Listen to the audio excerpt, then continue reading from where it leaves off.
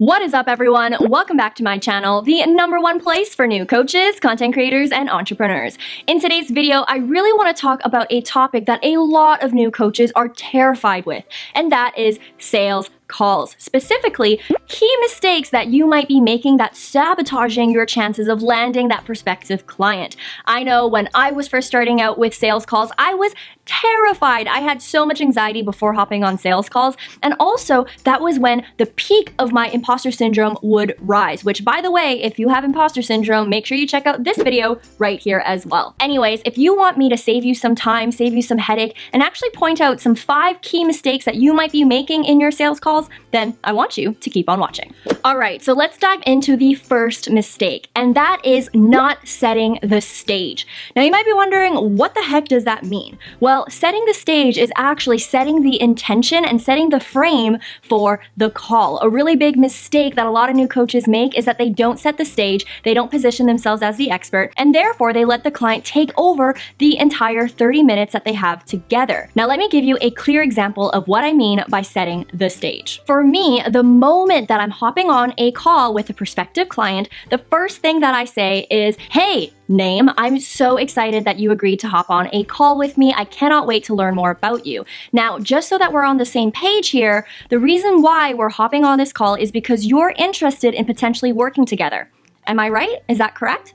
Now, this is a very powerful question that you want to ask from the get-go. And the reason for this is, unfortunately, a lot of people confuse discovery calls with free coaching calls, which is not what this is. You do not want your prospective client to come into this call thinking that it's a free coaching session. It is absolutely not.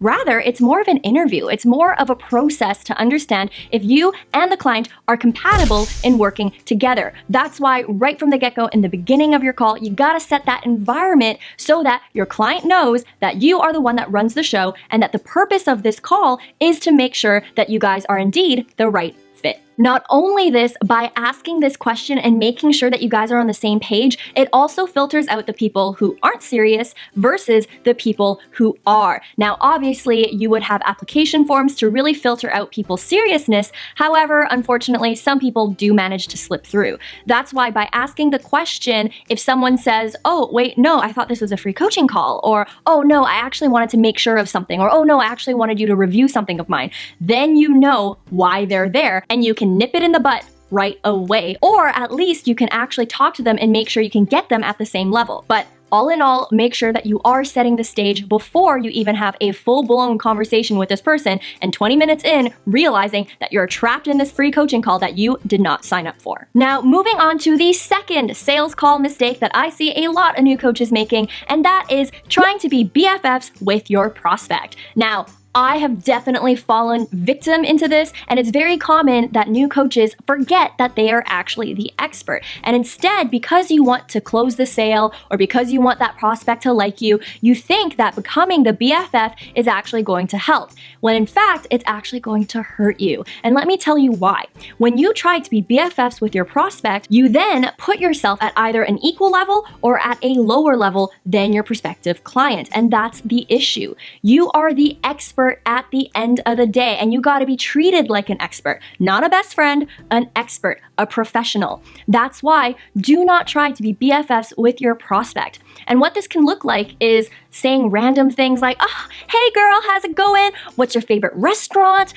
What's your favorite color? Oh my gosh, I love what you're wearing. It's so cute." Now, if that's your style, that's great. But I'm telling you from experience, if you're trying to be BFFs with your prospect, it's gonna be very awkward when you transition to actually asking them for the sale. That's why you wanna make sure you're professional. Now, that doesn't mean you have to be ice cold on the call, but at least you know your boundaries when it comes to acting like an expert versus acting like someone's best friend. Now, I'm also going to throw in a bonus tip. One thing, especially when I was starting, that I made a mistake on is when I was hopping on these sales calls, I was always asking myself, "Oh my gosh, what if they don't like me? I hope that they like me." But later on, I realized that the mindset shift you gotta make is going onto these calls and asking yourself if you even like them.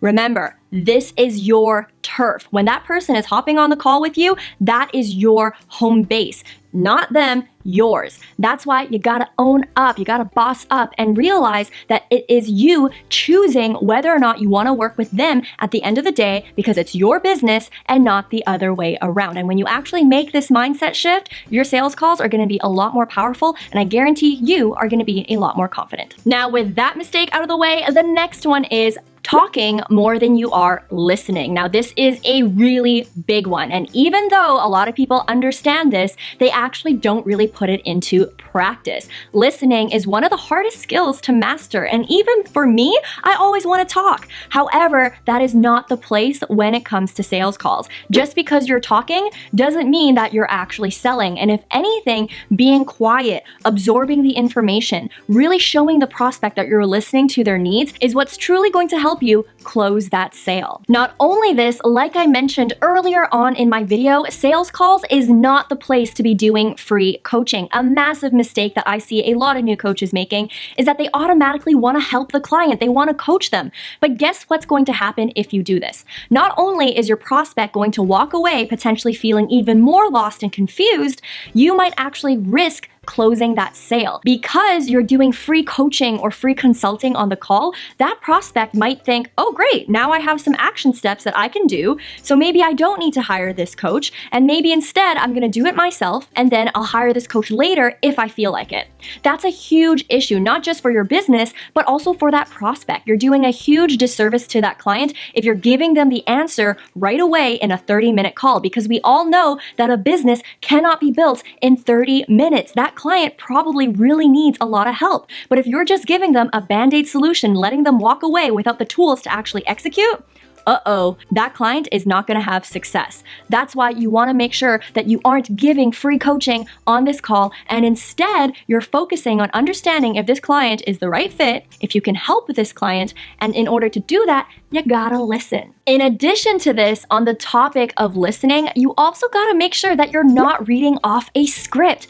Now, I'm someone who has honestly listened to many sales calls from my own clients, and I'm gonna tell you right now, it's very obvious when you're reading off a script. You sound robotic, and not only this, you're so focused on remembering what you have to say next on that script that you aren't listening. When I'm actually listening to some of my client sales calls, I can catch a lot of things that they missed out because they weren't listening to that prospect. And because they weren't listening, you miss out on crucial information that's actually going to help you land the sale. That's actually going to help you serve that client even more on that call and position your program in a way that is valuable enough for that client to invest. But again, if you're not listening, you're going to miss out on a lot of those key nuggets of information that your prospect is feeding you on a silver platter. But because you're so distracted and your mind is elsewhere thinking about this damn script that you're trying to memorize, it's not really going to work out well for you. So that's why you got to make sure that you are present on these calls. Now, obviously, if you are new, it's very hard to master this skill, and all it takes is practice. And that's kind of the last tip that I have for you. It's not a mistake, it's a tip. Practice makes perfect. Jump on more sales calls just to have the practice. Especially if you're beginning, if there's a prospect that you don't know if is the right fit, just take the call anyway. Practice your skills, especially in a low commitment environment. Now, so far in this video, we talked a lot about sales call mistakes, but just because you have a really robust sales process doesn't necessarily mean that your prospect is going to invest in you. That's why I want you to hit the notification bell, because in my next video, I'm actually going to talk all about how you can stand out in a very competitive environment. Take me, for example. I started my coaching a year ago, and already I have hundreds of students enrolling in my programs and services. That's why I want you to hit the notification bell, because I am going to spill the beans on how you can stand out in a saturated market. Now, while you wait for that video, I also want to make sure you are checking out these two videos right here. I talk a lot about mindset, marketing, coaching, entrepreneurship, all the good things like that. So make sure you are checking out these videos in the meantime. As always, guys, I appreciate you. I hope you guys have a great day, a great week, and a great life, and I'll see you in the next one. Bye, guys.